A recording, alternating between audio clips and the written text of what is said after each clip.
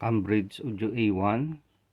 Today we're going to compare the different versions of the Cambridge Audio A1.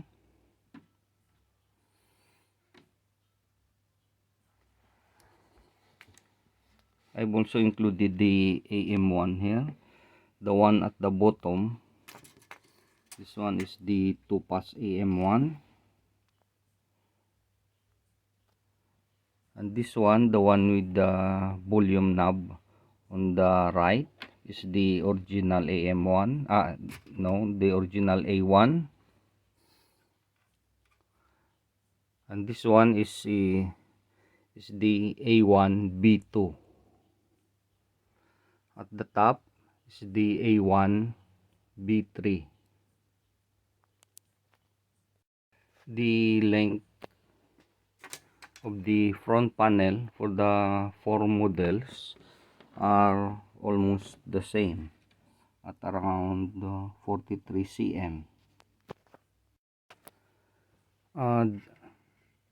The height of the front panel for the original is around the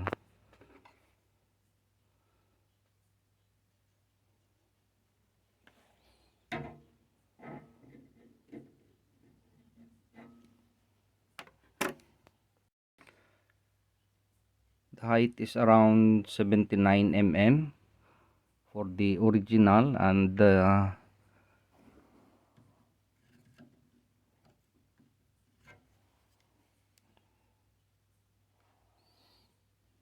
it's almost the same at around 79. I think the B3 is also around 79.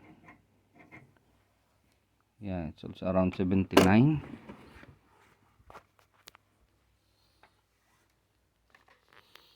And if we look at the side,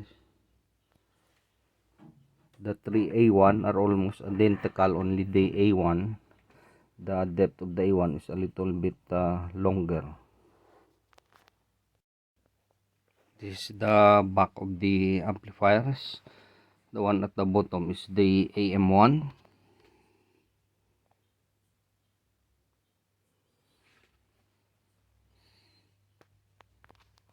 All of them, the power cords are attached to the unit and they are not detachable.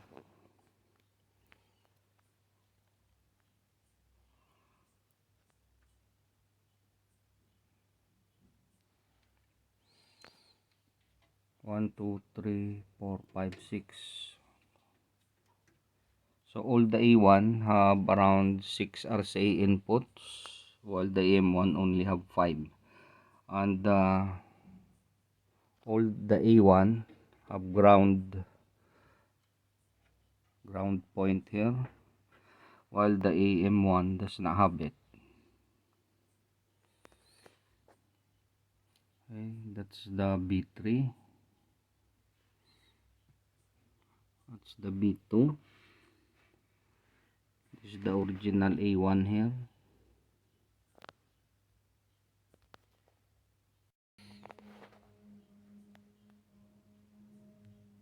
This is the top cover of the amplifier. The one on this one is the A1 original. This is the Topaz. That is the B3, and that is the B2.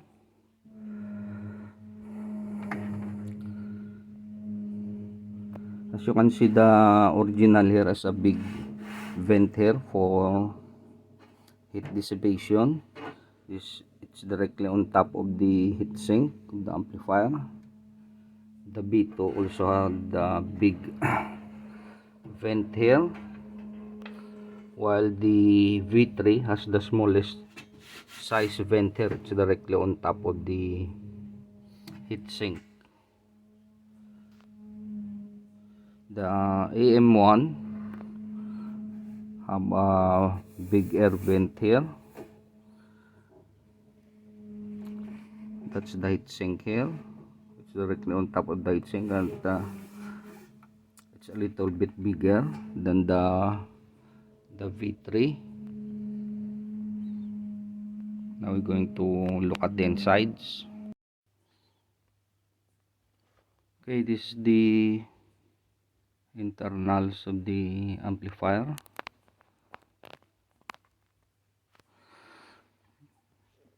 This one is the AM1. This one is the B3. This one is the B2. And this is the original A1.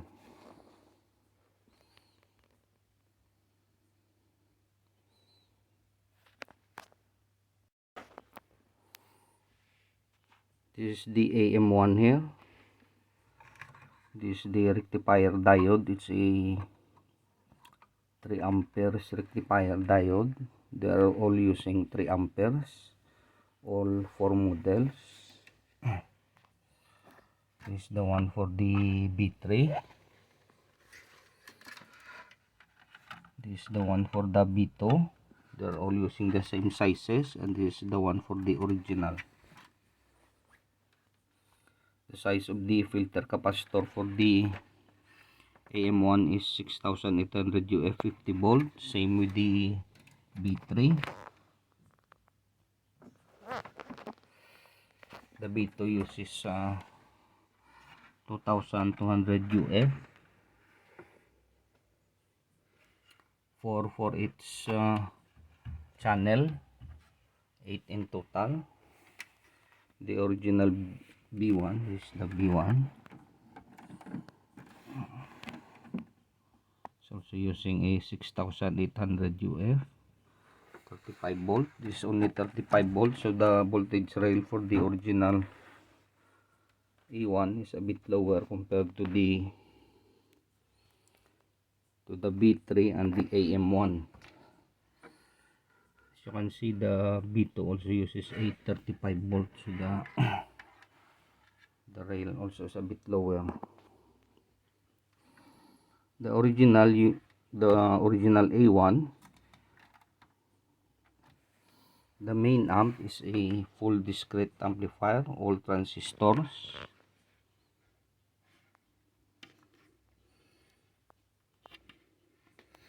That's the power transistor.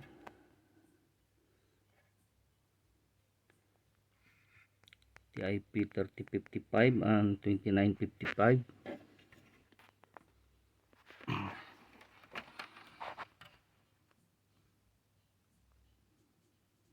The B2 uses the A1514.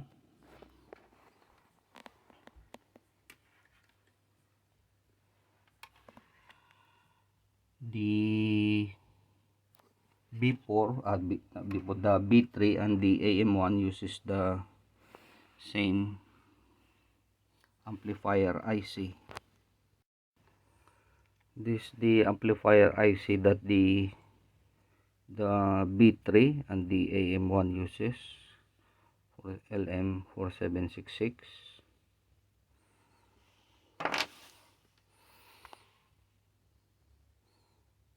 As you can see here, the AM1 and the B1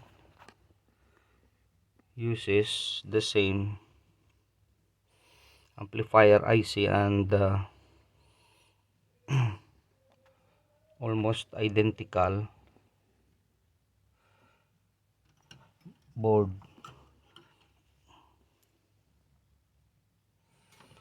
The AM1 only uses an updated amplifier board. The fuse is here and the fuse is there, but they're using almost the same circuitry. The direct the AM1 lacks the the tone control. Here it does not have the tone control installed here, but the parts placement are there. The AM5 is the AM5 has the tone control installed, and it's very similar to the V3. But as you can see, the AM1 and the B3 are almost the same. Only the AM1 is missing the tone controls, which the AM5 has. This is the transformer for the AM1 49.3. almost the same with the B3.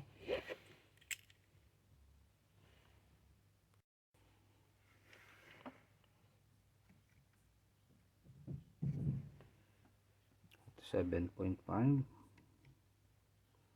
Same here with the AM1.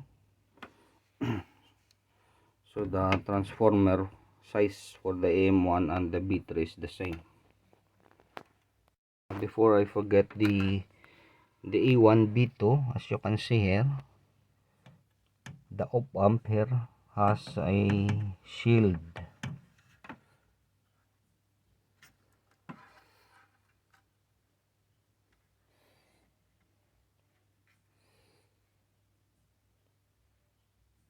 The original does not have a shield.